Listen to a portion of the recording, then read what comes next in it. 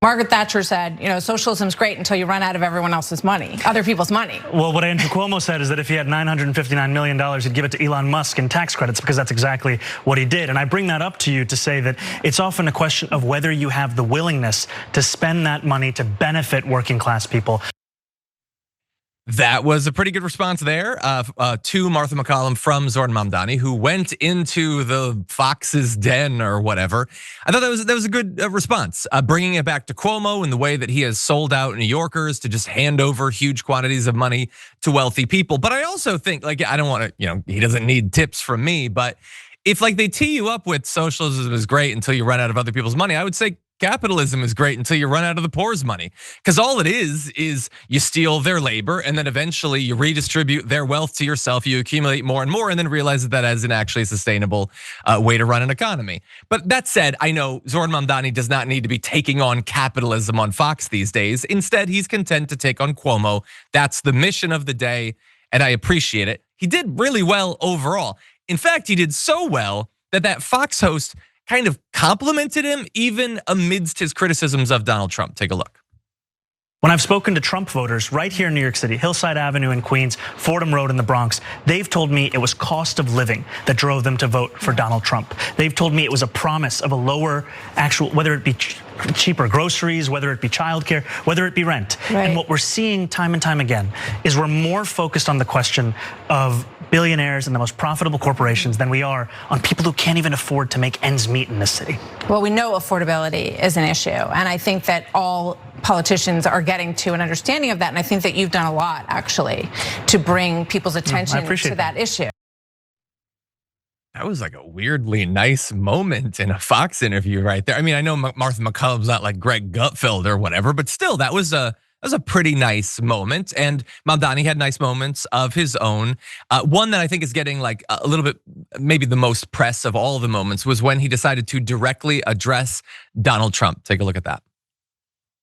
You spoke about President Trump, and he may be watching right now, and I just want to speak directly to the president, which is that I will not be a mayor like Mayor Adams who will call you to figure out how to stay out of jail. I won't be a disgraced governor like Andrew Cuomo who will call you to ask how to win this election. I can do those things on my own. I will, however, be a mayor who's ready to speak at any time to lower the cost of living. That's the way that I'm going to lead this city. That's the partnership I want to build, not only with Washington, D.C., but anyone across this country. I think it's important because too often the focus on the needs of working class Americans, working class New Yorkers are put to the side as we talk more and more about the very kinds of corrupt politicians like Andrew Cuomo that delivered us into this kind of crisis.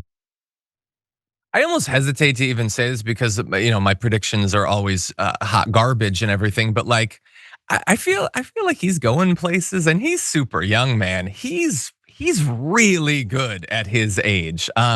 Top tier, I think, among Democrats nationally, not just like a New York thing. Like, they say like Chuck Schumer should be afraid of AOC. Maybe he shouldn't just be afraid of AOC. I'm just saying. But anyway, I thought that he really made the most of that appearance on Fox. He is a master at staying on message. And as he's staying on message and talking about affordability, talking about prices and everything, constantly hitting Cuomo, also hitting Donald Trump right there. And he's right to do so considering the constant threats that Trump has been making against New York City if Mamdani wins, which Trump has reiterated recently, saying that he's going to cut off federal funding if the people of New York choose a candidate he disagrees with, which is probably a blade that can cut both ways. Maybe Florida has a governor that we disagree with at some point under a Democratic president. Maybe we just screw over the entirety of Florida. Is that a game, MAGA, that you want to play? But anyway, Mamdani did a great job, I think. Yaz, what did you make of it? Yeah, I mean, we were just talking about in the last story about the bench, right? This is the bench. Maybe this is what it looks like, and maybe people like him and AOC will rebrand what it means to be a politician, or at least what it means to be a representative of your district. So people, are more encouraged. I don't have to be an old man to be a politician. I don't have to be an old man to be in Congress. I can be a young whatever I am and have a shot at this. And I will say, being a politician, after I tried to encourage people to run for office, it does seem very, very hard. It seems very difficult. It does seem at times to be a thankless job, but you do have to have a lot going on, right? You have to know your policies, you have to be intelligent about it, you have to know what you're selling to the people, you have to be able to speak on so many different topics intelligently, but then you also have to do the public facing side of things, right? You have to be able to go on these talk shows and to speak directly to the things that you're trying to promote while also dodging the things that they're trying to throw at you. And that is no easy task, right? Anybody who can do that, I am always very, very impressed with them. Zohran Mamdani is, I would say he's maybe even better than AOC at doing that. And he has less experience in the public eye doing, especially doing interviews with that could be contentious potentially, like on Fox News. So very impressive. And it looks like this mayor race is going to go in his favor, but let's say it doesn't. He does for sure have a future somewhere else. And also there was that time when Kamala Harris didn't want to outwardly endorse Zohran Mamdani because of course she wouldn't. And what she kept saying was, you know what, there's other stuff going on around the country. There's more besides New York City. I know New York thinks that everything's about them, but there's a lot going on. Let's look at like Louisiana or whatever she said. And she's right, like not everything revolves around New York City, but at the same time, like it's very obvious what she was doing.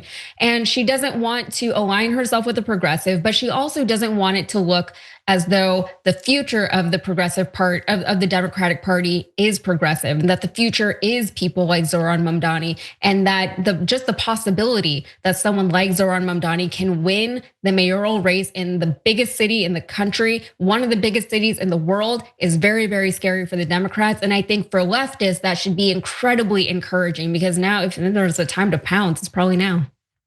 Yeah, I'm sure that some of them are scared, and it's always strange that like people showing how the Democrats can become popular and win is scary to the party. It really shows you where their priorities are.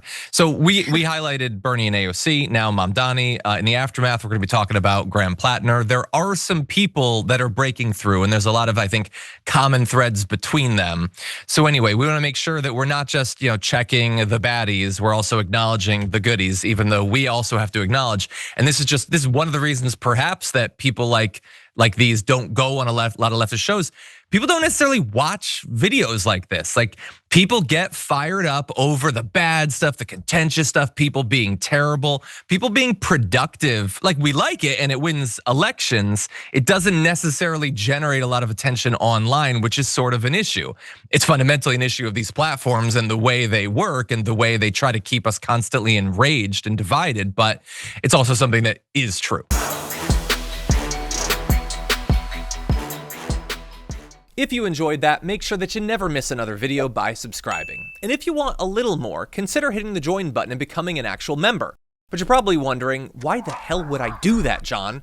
First off, calm down. The stakes in this are very, very low. But also, when you click the join button and you become a member, you get access to bonus content that I make every week, and it's a ton of fun. You get access to tons of custom emojis and more besides that. By the way, if you join at tier 3, you even get access to a monthly member hangout with myself and other awesome people, and we always have a great time. By the way, you'll get all that going forward, but you also unlock years of the back catalog. That is literally 100 or more bonus clips, top 10 lists, debates, and more. What are you waiting for? Click the join button below. Your support powers our show, and we couldn't do it without you. Or at the very least, I wouldn't really want to try. Viewers like you keep me here. So thank you in advance for joining.